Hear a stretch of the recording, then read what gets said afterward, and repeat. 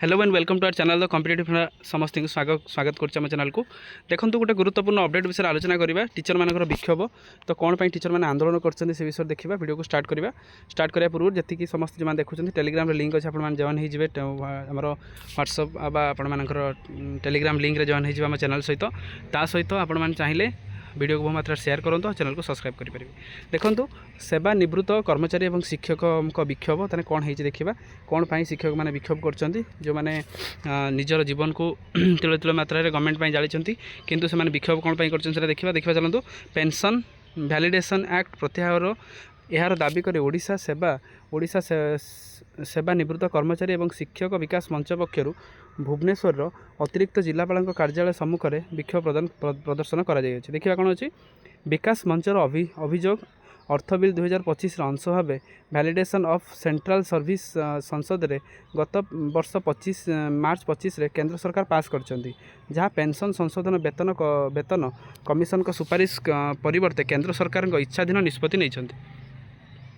यही आईन फल केंद्र सरकार अवसर तारीख भित्तिर पेंशन को भाग भाग करें जहाद्वारा पेंशन का सांविधानिक अधिकार और पेंशन संपर्कित विभिन्न वेतन कमिशन सुपारिश और सुप्रीमकोर्ट देइथिबा आदेश मध्य पेंशन माने वंचित होबे पेंशन जो मैंने नौकरी वंचित हो पारती सरकार जो इच्छा करेंगे से भाई पेंशन धार्य करेंगे राज्य सरकार पेंशन संसद केंद्र सरकार नियम अनुसार कार्यकारी हेले राज्य पेंशनकारी माने क्षतिग्रस्त हेबे बोली से दाबी करछंती या प्रत्याहार करने एने सरकार को बारंबार अनुरोध करा जाउथिले से कर्णपात करूना जो से आंदोलन करछंती एपरिक पूर्व वेतन कमिशन भली अष्टम वेतन कमिशन रे पेंशन संशोधन केउं तारीख हेबो फिटमेंट फैक्टर पेंशन मानक पई की सुविधा पाइबे सुपारिश करने पई मध्य केंद्र सरकार विज्ञप्ति कौन उल्लेख करा जाय नाही फल वर्तमान पेंशन जो मैंने नौकरी अष्टम वेतन कमिशन माध्यम पेंशन को वृद्धि आशा धूलिसात होती एने एडीएम को जरिए प्रधानमंत्री उद्देश्य एक दाबीपत्र दे विकास मंच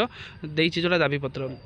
मंचर सभापति शरद चंद्र दास संपादक लोकनाथ रथ अमीय कुमार महांती चित्तरंजन धोता हिमांशु शेखर लेंका अजित प्रधान अजय कुमार साहू प्रमुख उपस्थित थे जो थी लिखिं protest day against the validation act of 2025 जो थी कि पेंशन जो मैंने नौकरी टीचर मैंने से पेंशन को भाग भाग करा गवर्नमेंट जी चाहिए से अनुसार पेंशन दे पार जेहेतु गवर्नमेंट जी चाहिए से अनुसार पेंशन दब ताले कोटना कोटी जो मैंने पेंशन नौकरी पेंशन भोगी मैंने रही से प्रोब्लेम सृष्टि हो पाए जेहेतु से प्रोब्लेम सृष्टि हो पाए से एडीएम को उद्देश्य एडीएम को द्वारा प्रधानमंत्री को निजर वार्ता देते जो थी कि प्रधानमंत्री से अनुरोध कर